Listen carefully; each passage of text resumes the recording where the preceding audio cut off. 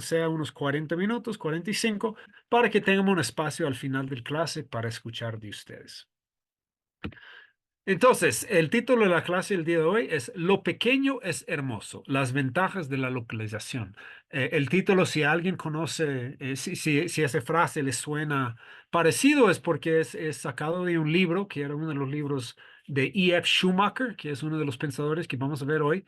Y él escribió un libro con este título, que era muy conocido en el momento, como decía, era uno de los primeros críticas a la idea del desarrollo, ¿verdad?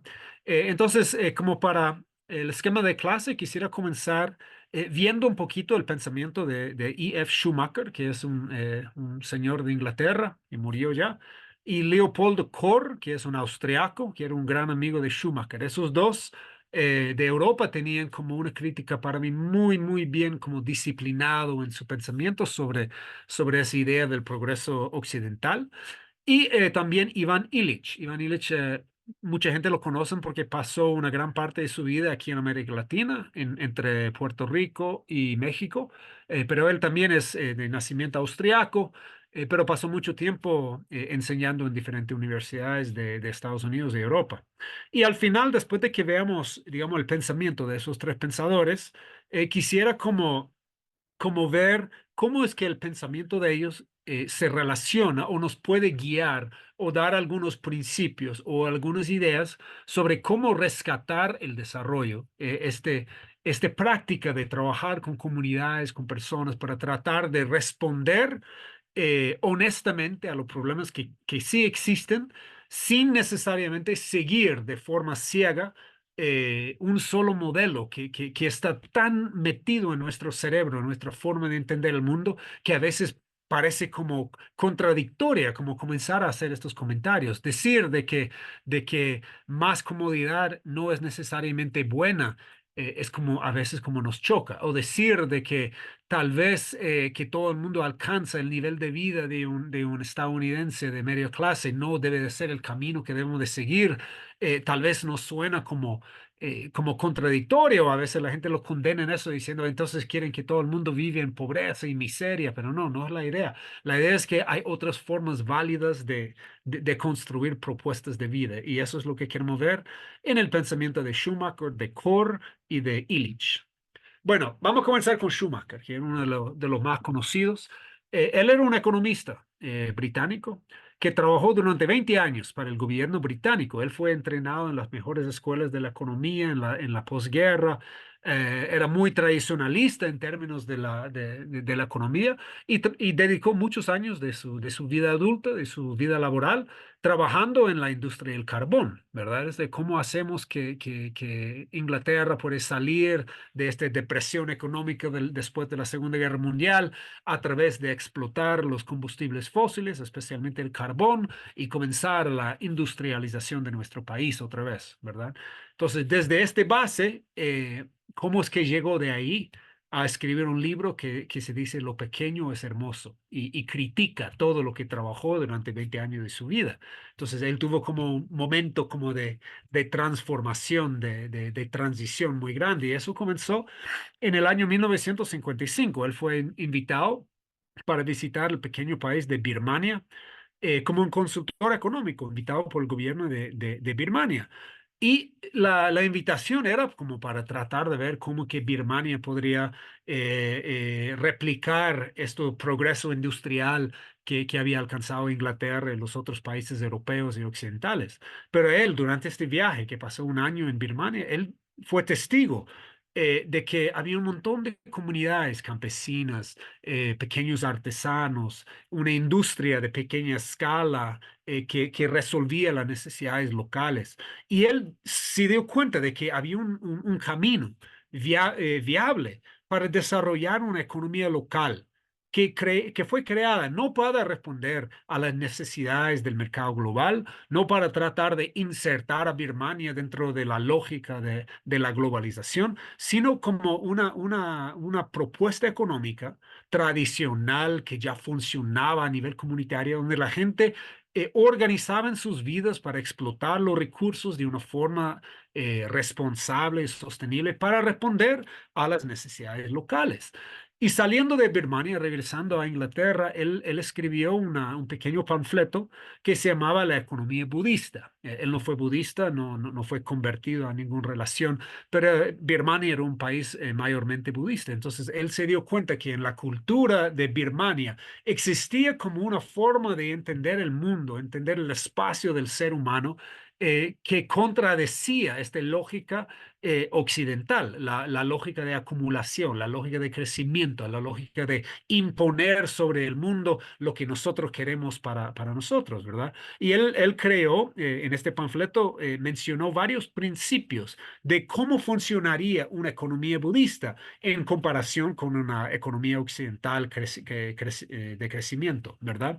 Y él dice, aquí solo saco dos de este panfleto que me parecen interesantes. Uno es que las personas necesitan un buen trabajo para un desarrollo humano adecuado. Entonces, para Schumacher, él decía, una de las cosas que hemos hecho mal en el occidental es entender que el trabajo solo sirve para generación de ingresos, ¿verdad? Entonces, él criticaba todas estas, las personas en Inglaterra que trabajan 10, 12 horas al día en una fábrica solo para poder pagar el alquiler y vivir una vida básicamente como miserable, ¿verdad? Donde no tenían tiempo para otra expresión humana, ¿verdad? Y él decía que, mira, uno de los problemas que tenemos es que desde la idea occidental, de esta idea de desarrollo, nosotros queremos sacar a la gente de sus trabajos que no son muy bien remunerados, ¿verdad? Un campesino puede ganar más dinero si se convierte en agroindustria. Se podría ganar más si se convertía en un comerciante. Mejor que comience y después del comerciante que trabaja en la industria. Y al final, si logra subir el pirámide, puede trabajar en el sector financiero, que es lo que más ganancia genera. Pero él dice, tenemos que preguntar cómo es el bienestar humano en eso.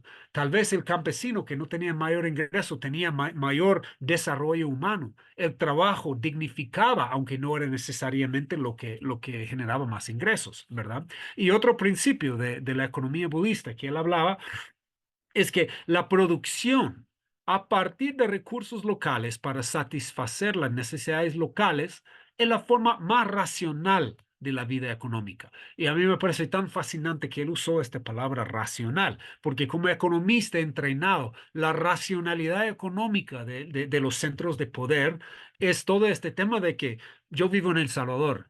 Y aquí en El Salvador tenemos un clima que nos permite cultivar mangos, cultivar café, cultivar aguacate, cosas que generan buena ganancia y que hay mucha demanda en Estados Unidos, en Europa. Entonces, la idea es que todos nosotros que trabajamos la tierra, debemos dejar de cultivar maíz y frijoles y mejor sembramos café para exportar, porque eso es donde tenemos una ventaja como geográfica. Después podemos insertarnos en la economía monetaria y en la economía globalizada y generar ingresos para el país y después vender nuestro café, después comprar el maíz que viene de Estados Unidos porque viene más barato, más subsidiado.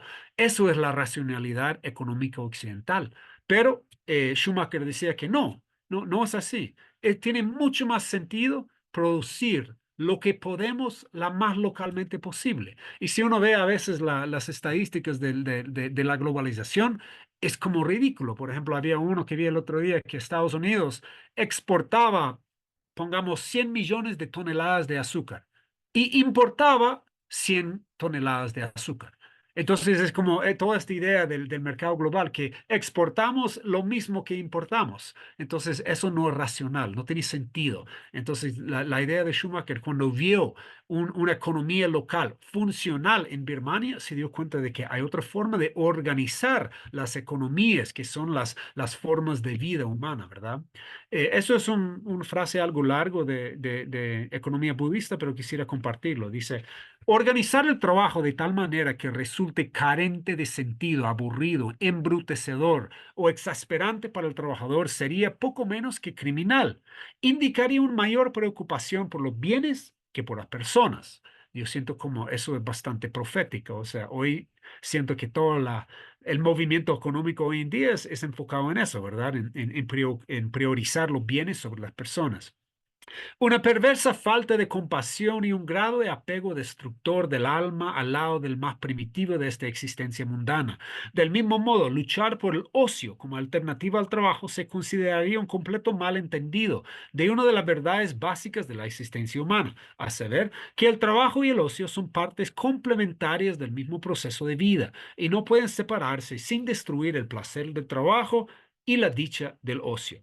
Por lo tanto, desde el punto de vista budista, hay dos tipos de mecanización que deben distinguirse claramente. Una que mejora la habilidad y el poder del hombre y el otro que entrega el trabajo del hombre a un esclavo mecánico, dejándolo en una posición de tener que servir al esclavo. Entonces, en esto vemos que esta visión que tenía Schumacher de que el trabajo no era como solo para acumular y después vivir una vida de lujos, haciendo vacaciones cada rato. No, el trabajo era una parte de una vida completamente desarrollado, ¿verdad? Era un espacio donde podríamos desarrollarnos como seres humanos, ser parte de una comunidad, pero había que hacerlo de una forma dignificante, ¿verdad?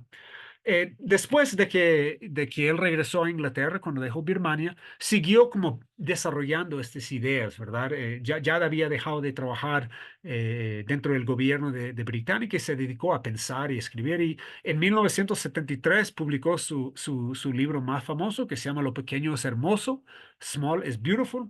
Y en el libro él sostiene que no podemos considerar resuelto el problema de la producción tecnológica si ello requiere que erosionemos imprudentemente nuestra capital natural finito y privemos a las generaciones futuras de sus beneficios.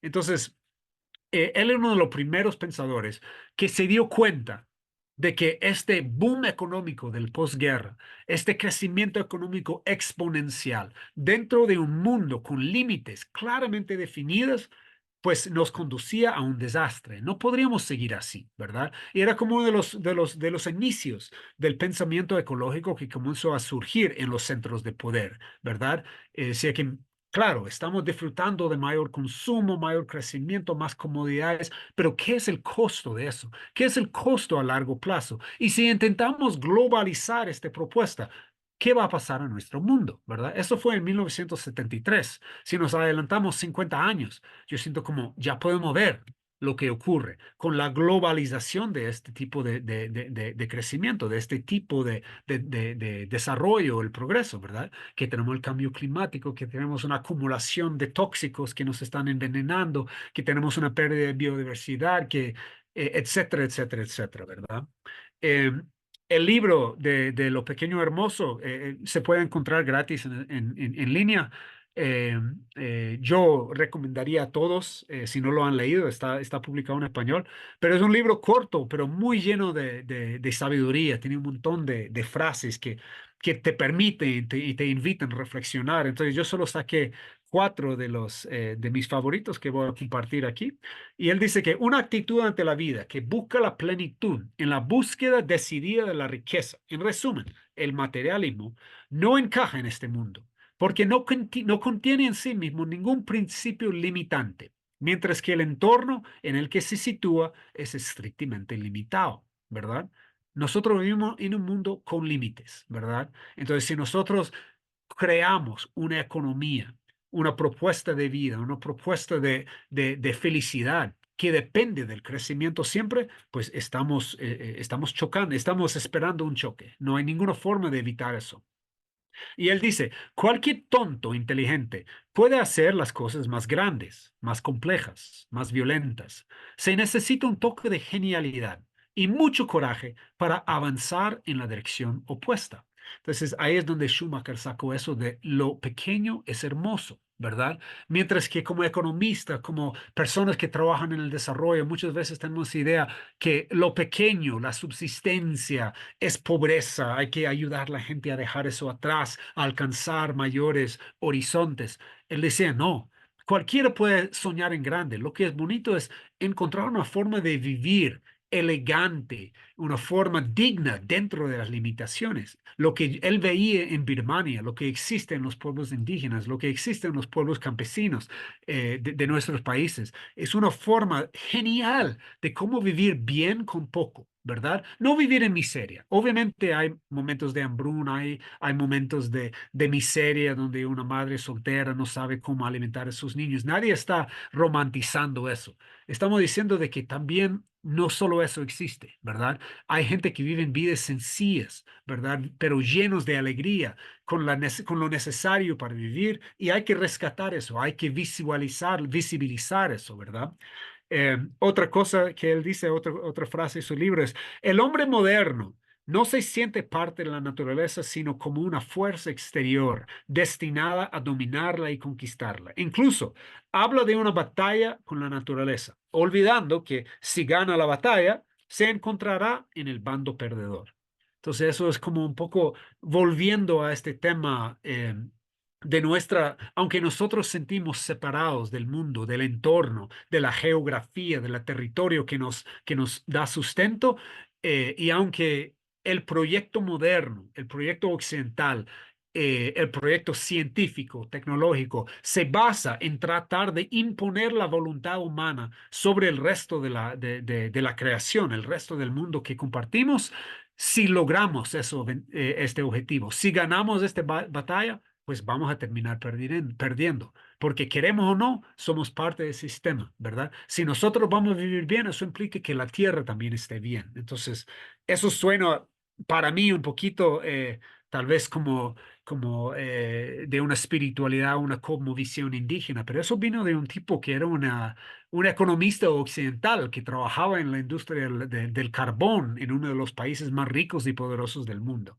Y el último frase, que es uno de mis favoritos del libro, dice que un hombre que utiliza un mapa imaginario pensando que es verdadero, probablemente estará en peor situación que alguien que no tiene ningún mapa. Y eso es un poco como chiste, ¿verdad? Pero él está como puyando a sus colegas economistas, diciendo que, mira, ustedes están siguiendo una mapa, ¿verdad? Un mapa que dice que mayor crecimiento, mayor PIB es lo que tenemos que perseguir, que tenemos que aumentar la industrialización, que tenemos que aumentar el consumo, que tenemos que empujar este modelo a todo el mundo. Y eso es un mapa equivocado. Entonces, de cierta forma, los países del tercer mundo, estos que todavía no tienen ningún mapa, pues están en mejor situación que nosotros. Entonces, eso es una pequeña introducción al pensamiento de Schumacher. Pero un gran amigo de él, que es austriaco, pero que vivía en Inglaterra por un tiempo y escribía al mismo tiempo, era un tipo que se llamaba Leopold Kohr. Él fue amigo de Schumacher, como decía, y influyó mucho en su pensamiento. Una cosa peculiar de él es que él nació en un pequeño pueblo de Austria, en las montañas, un pueblo de unos 25 familias, y vivió ahí toda su niñez.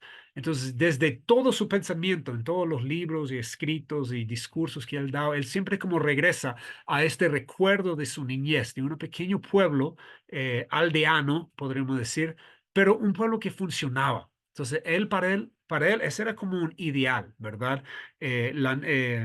Que este pequeño pueblo era como, y su naturaleza holística de pequeña escala, era un ideal que estaba siendo extinguido por lo que él llamaba el culto a la grandeza. ¿Verdad? O sea, desde su vida, él se dio cuenta como este pequeño pueblo que daba vida a un pequeño poblado, que les daba lo que necesitaba, que creaba espacios para cultura, para comunidad, para compartir, para el bienestar humano, para que el humano podría desarrollarse, estaba siendo atacado porque desde los centros de poder, estos eran lugares que se tenían que extinguirse, que tenían que darse lugar a mayor urbanización, más ciudades, más grandeza, ¿verdad?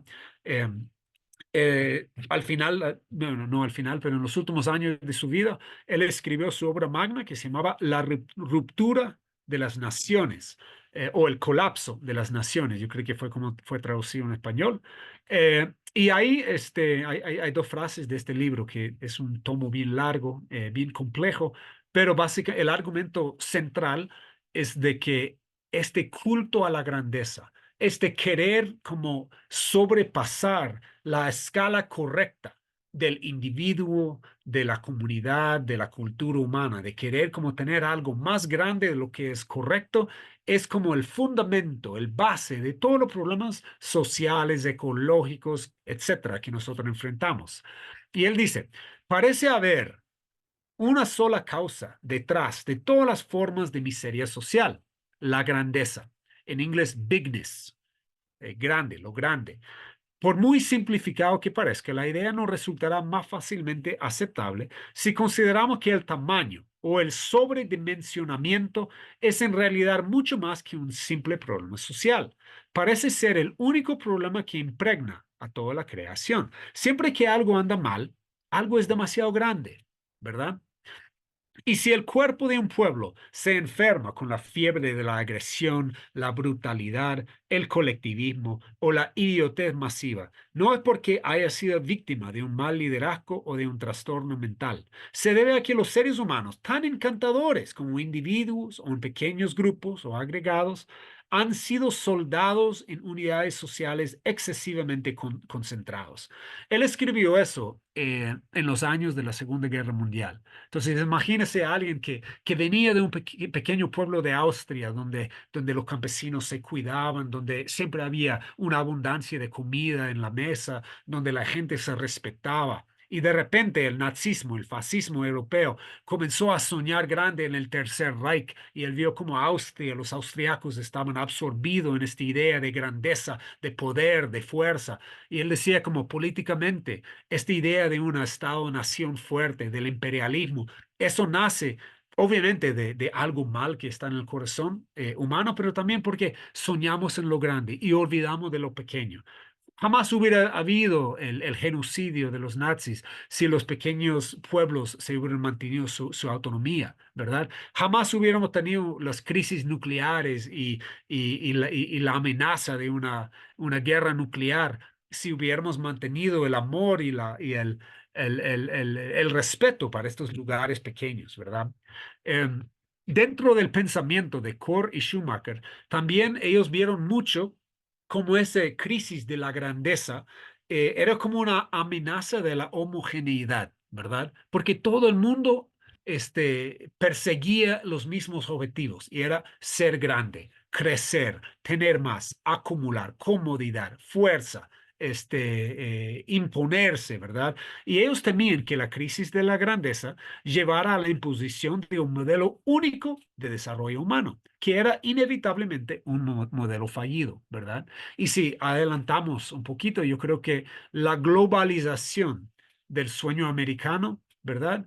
Es lo que ellos veían que ocurría, ¿verdad? Que todo el mundo, y nosotros que trabajamos en estos, desde una pequeña organización de desarrollo o un cooperante de desarrollo de proyectos de inversión social, pues la mayoría, si nosotros veamos atrás, la mayoría de los proyectos en la inversión del desarrollo se vienen a imponer lo que ellos decían, esta homogeneidad de la expresión humana, ¿verdad? Y aquí hay una frase de Schumacher, dice, podemos correr de un lado a otro por todo el continente norteamericano y no ver otro más que Main Street, lleno del mismo tipo de gente, siguiendo el mismo tipo de negocios, leyendo el mismo tipo de chistes y columnistas, compartiendo las mismas películas de estrellas de cine, los mismos pensamientos, las mismas leyes, la misma moral, las mismas convicciones, ¿verdad? Y hoy en día, si uno se sube en un avión y se va a cualquier capital del mundo, cualquier ciudad grande, bajando del avión vamos a ver los mismos negocios, ¿verdad? Vamos a ver los mismos estilos. Tal vez escuchamos idiomas distintos, pero todos estarán como la parte estética que nosotros vemos en cómo están organizadas las ciudades, cómo está organizada la vida económica, pues ya es un mismo modelo, ¿verdad? Ha sido globalizada este modelo y ellos argumentan de que lo que se ha globalizado es lo incorrecto, ¿verdad? Otra parte importante del pensamiento de Schumacher y también de Kohr era el papel de la tecnología. Él fue un pionero de lo que hoy se llama la tecnología apropiada, ¿verdad? Que en los años 70, 80 y 90 fue como una parte muy interesante de los proyectos de desarrollo.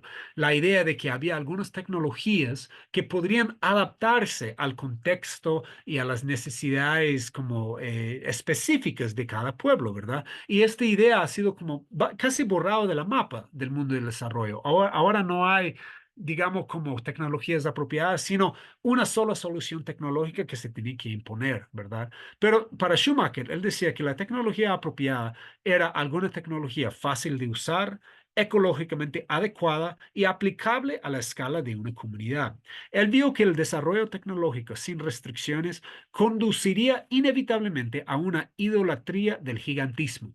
¿Verdad? Otra vez, la crisis de la grandeza, donde los fines tecnológicos crearían más problemas de lo que crearon. Y como ejemplo, lo que él ya veía, él hablaba mucho de las tecnologías que ayudaban la movilidad humana. Entonces él decía, hace 100 años, si nuestros abuelos querían irse de un pueblo a otro, pues tenían que subirse a un caballo y tardaba un par de días y después visitaban con los familiares, los parientes regresaban, ¿verdad?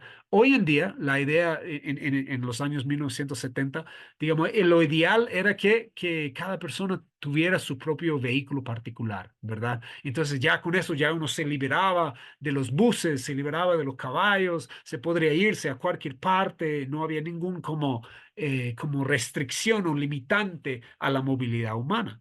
Pero él dice lo que pasó cuando nosotros nos entregamos a este forma de desarrollo tecnológico, pues hoy en día, hace un par de semanas, había un reportaje aquí en El Salvador que dice que el trabajador promedio en San Salvador, que es el capital, pasa entre 4 y 6 horas al día en tráfico. ¿Verdad? Entonces, ahora todos tenemos nuestro carro, ahora todos disfrutamos de la movilidad infinita, y el resultado es que perdemos un cuarto de nuestros días sentados en tráfico. Entonces, él dice que si no tenemos la capacidad de cuestionar el desarrollo tecnológico, al final vamos a causar más problemas de lo que tenemos.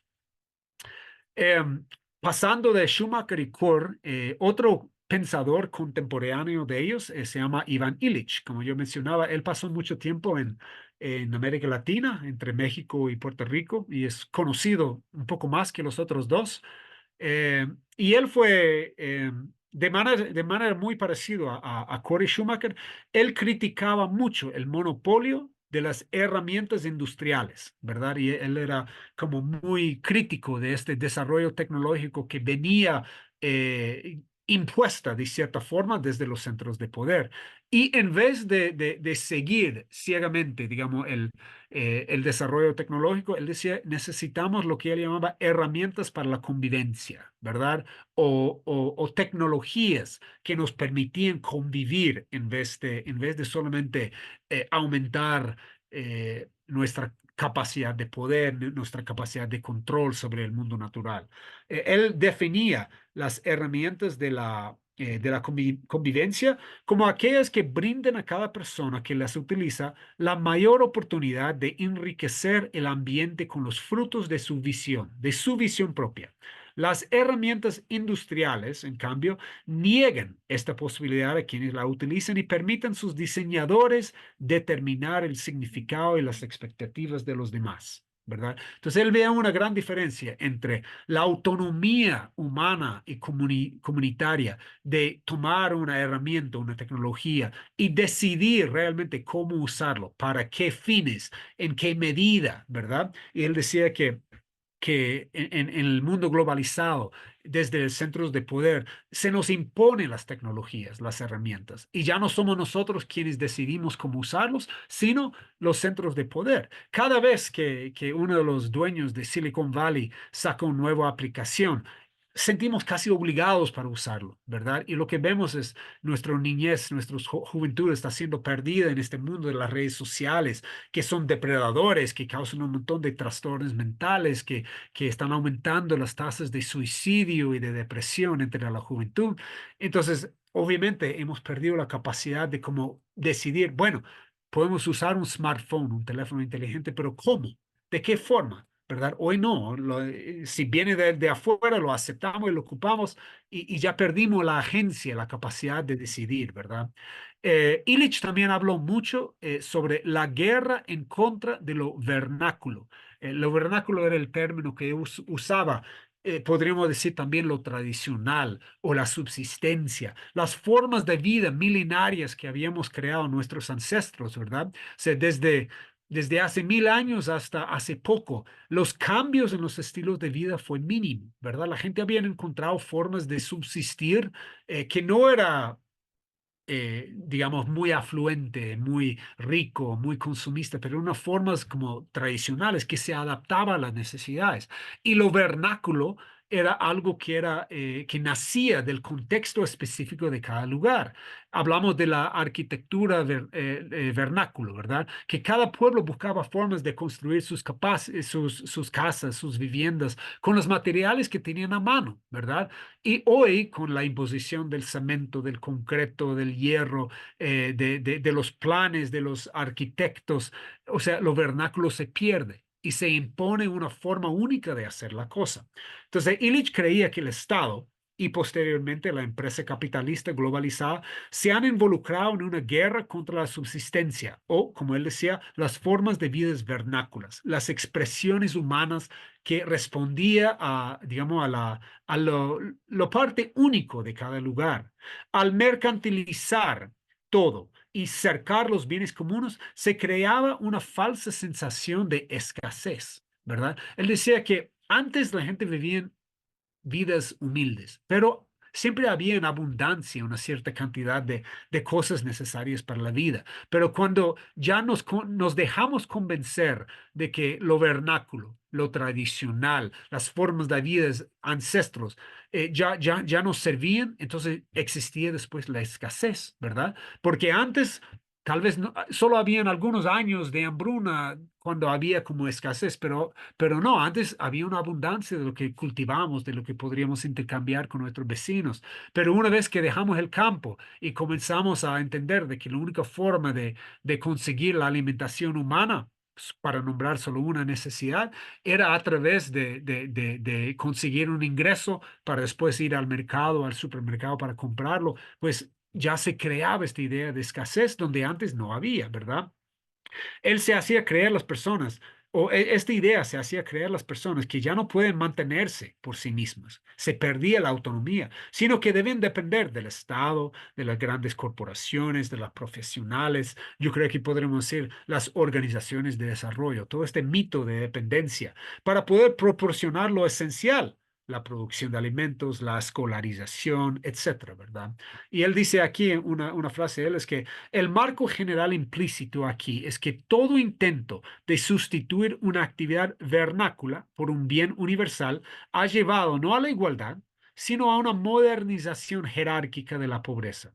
Paso a paso, la guerra contra la subsistencia ha definido como mercancías lo que era esencial para vivir en las comunidades y en cada caso ha resuelto en nuevas jerarquías y nuevas formas de dominación, ¿verdad? La guerra contra lo vernáculo llevó a la imposición del sueño americano, la imposición de un modelo hegemónico y homogeneizador de qué es el desarrollo. Y eso, el argumento ha sido muy dañino para las comunidades. Entonces, para ir terminando, para dejar un tiempo para escucharles a ustedes, ¿cómo es que podemos sintetizar, resumir y extraer algunas lecciones del pensamiento de Schumacher, de Kohr y de Illich?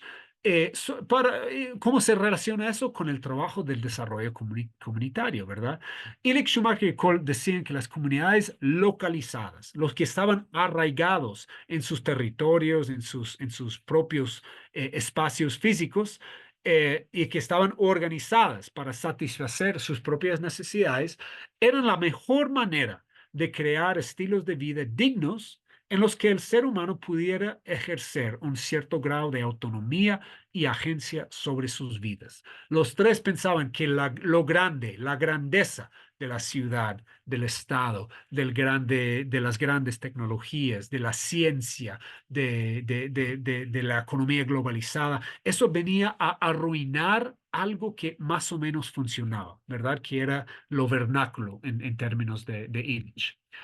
La otra cosa es que ellos decían que los medios de vida localizados, arraigados en un lugar, también obligaron a los individuos, a las comunidades, a ser directamente responsables de las consecuencias de sus vidas económicas, sociales y políticas. En términos ecológicos, esto significa que no podemos seguir externalizando los aspectos negativos de nuestra forma de vivir, sino que debemos de abordarlos directamente, ¿verdad? Cuando vivimos a lo pequeño, a la escala correcta, ¿verdad? Cuando hacemos algo que afecta a nuestro vecino, que afecta a los recursos que dependemos, pues eso es una forma de retroalimentación negativa, ¿verdad? Y nosotros tenemos que después como encontrar la forma de responder a eso. Y yo siempre uso el tema de la basura. Nosotros hemos trabajado con grupos de estudiantes universitarios de Estados Unidos que visitan a Guatemala y El Salvador.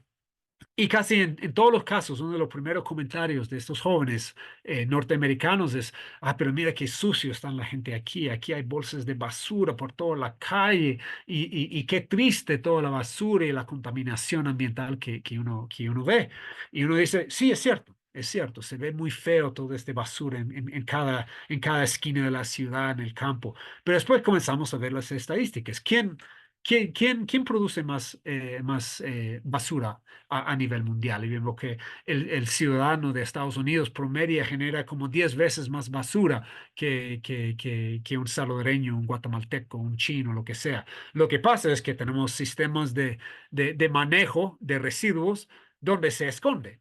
La gente que en Estados Unidos, cuando dicen que están reciclando sus cosas, lo que pasa es que se lleva a unos grandes barcos y le exporta esta basura supuestamente reciclable a países de Asia. Hay muchos estados en Estados Unidos donde el punto más alto del país no es una montaña natural, sino una montaña de basura que ha sido cubierta por tierra. Entonces, en Estados Unidos, en Europa, es muy fácil como para esconder las externalidades del consumo. Pues sí, se esconde toda la basura al exportarlo a otras partes del mundo o a ponerlo en montañas falsas, ¿verdad? En rellenos sanitarios. Pero dice que eso no nos permite responder, ¿verdad? No permite que nosotros sentimos una retroalimentación negativa de nuestro entorno.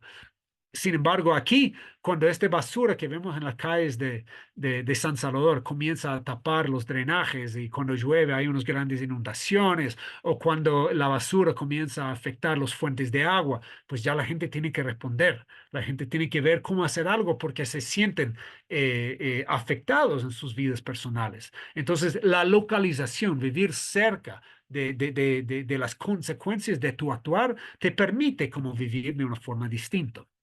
Eh, Ivan Illich, en la introducción a su obra más conocido, que se llama Herramientas para la Convivencia, dice que, sobre todo en este libro, yo quiero mostrar que 2/3 de la humanidad todavía pueden evitar pasar por la era industrial, eligiendo ahora mismo un equilibrio postindustrial en su modo de producción que las naciones hiperindustriales se verán obligadas a optar como alternativa al caos.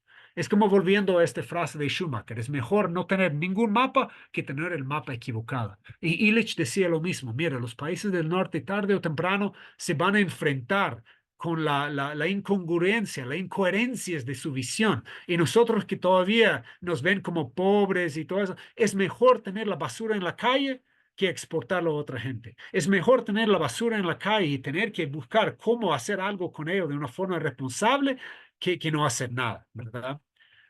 Y otra, para ir terminando, quisiera dejarlo con algunas preguntas, ¿verdad? Algunas como preguntas generadores, ¿verdad? Sí, ¿cómo es que podemos, como dice Illich, como no seguir este mismo camino equivocado que nos ha impuesto el norte, ¿verdad? O usando los términos de Schumacher, ¿cómo podemos crear nuestros propios mapas? Si trabajamos en organizaciones de desarrollo o algún otro espacio parecido, ¿cómo es que podemos ayudar a la gente a descubrir sus propios mapas? No simplemente replicar lo que ha funcionado, pero con grandes costos que ya estamos comenzando a ver, ¿verdad?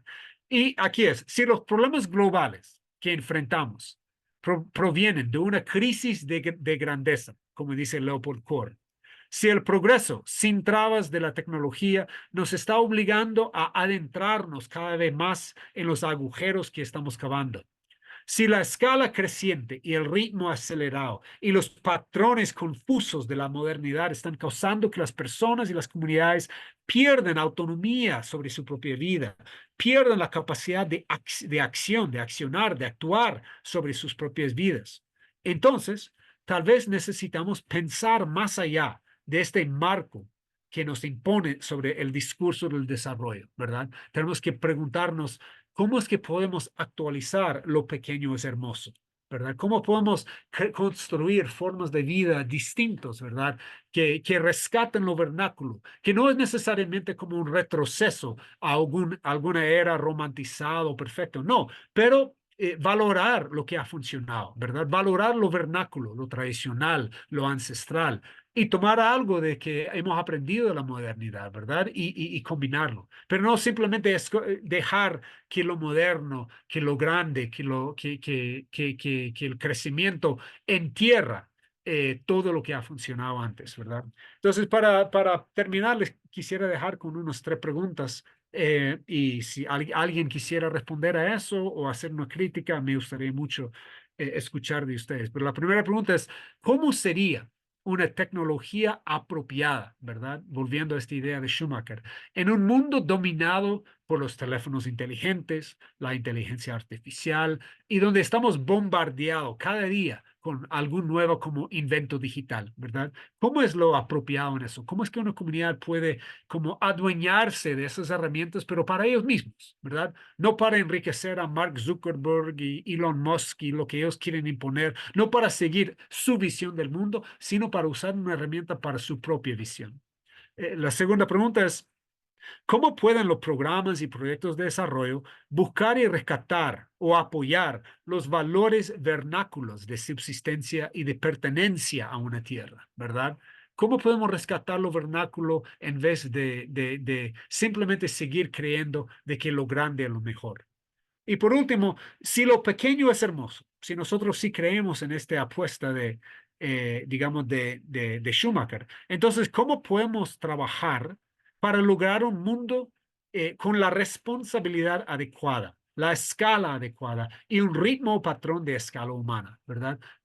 ¿Qué es lo que tenemos que cambiar para que lo pequeño y hermoso se puede realizar en el mundo en que vivimos, ¿verdad?